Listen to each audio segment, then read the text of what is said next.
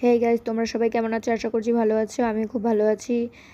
তো আবার চলে এলাম তোমাদের সাথে একটা মিনি ব্লগ শেয়ার করতে। আজকে হচ্ছে জন্মাষ্টমী। জন্মাষ্টমী হচ্ছে গোপালের জন্মদিন।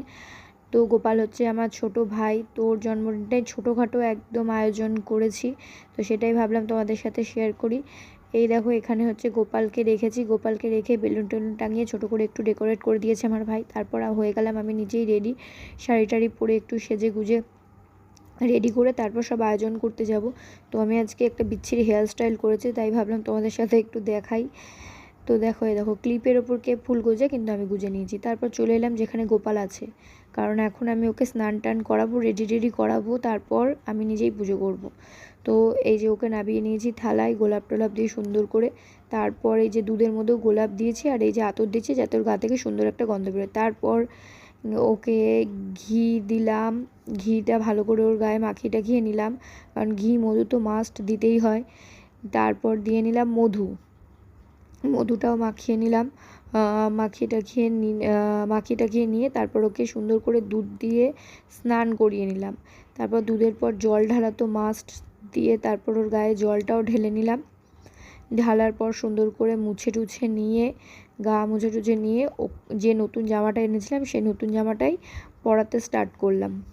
যদিও ভিডিওটা একটু হেজি এসছে, তো কিছু মনে করো না, অ্যাডজাস্ট করে নিও।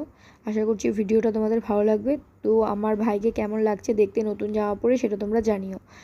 কিন্তু আমি জানি ওকে খুবই সুন্দর লাগছে, কারণ ও খুবই সুন্দর দেখতে। এই যে এটা হচ্ছে ফাইনাল লুক, সুন্দর করে সাজিয়ে দিয়েছি। তারপর একটা বাঁশি এনেছিলাম, ওই বাঁশিটাকেই বড় ভাইয়ের মানে বড় গোপালের কে আমি দিলাম। তারপর মালা দিয়ে আমি সাজিয়ে নিচ্ছিলাম জায়গাটাকে। তারপর ছোট গোপালকেও মালা দিয়ে সুন্দর করে সাজিয়ে নিলাম। আমার 3-4টে গোপাল আছে, তো সবগুলোকেই আমি এক জায়গায় রেখে আজকে সাজাচ্ছিলাম। তারপর এই যে তোমাদেরকে ফাইনাল লুক দেখায়। আর পেছনে যে ময়ূরের পালকের ওই ডিজাইনটা দেখছো, ওটা আমার ভাই করে দিয়েছে। তো আমার ভাই করেছে, তখন ভিডিওটা করা হয়নি, কারণ ও ভিডিও করা একদম পছন্দ করে না।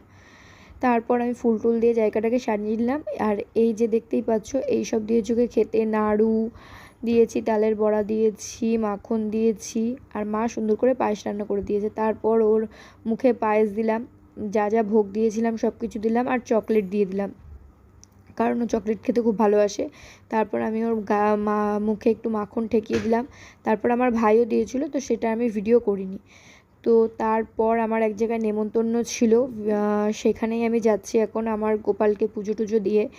ওখানে মানে ফ্ল্যাটের মধ্যেই নেমন্তন্ন ছিল আর একটা দিদির বাড়িতে। ওই দিদিটাকে তোমরা আগেও ভিডিওতে দেখেছো, তো আজকে আমি ভিডিওতে নিতে পারিনি দিদিটাকে। এই যে দিদিটার গোপাল, দিদিটার বাড়িতে অনেকটা বড় করে আয়োজন হয়। তারপর আমি দিদিটার বাড়িতে গিয়ে প্রসাদ খেয়ে আর বাড়ির জন্য প্রসাদ নিয়ে চলে এলাম। এই যে দিদিটার বাড়িতে রান্না হয়েছিল ফ্রাইড রাইস আর আলুরদম, তো সেটাই নিয়ে বাড়িতে এসে ডিনার টিনার করে নিলাম। তো গাইজ, আমি আমার ভিডিওটা এখানেই শেষ করছি। আশা করছি তোমাদের ভিডিওটা ভালো লাগলে লাইক কমেন্ট অ্যান্ড শেয়ার করে দেওয়ার, প্লিজ আমাকে ফলো করে নিও আর সাপোর্ট করো, পাশে থেকো। আর যারা এই ভিডিওটা ইউটিউবে দেখবে তারা প্লিজ আমার চ্যানেলটাকে সাবস্ক্রাইব করে নিও, আর পাশের বেল আইকনটা টিপে দিও, যাতে ভিডিওর সাথে সাথে তোমাদের কাছে নোটিফিকেশান চলে যায়। দেখা হবে নেক্সট ব্লগে। টাটা।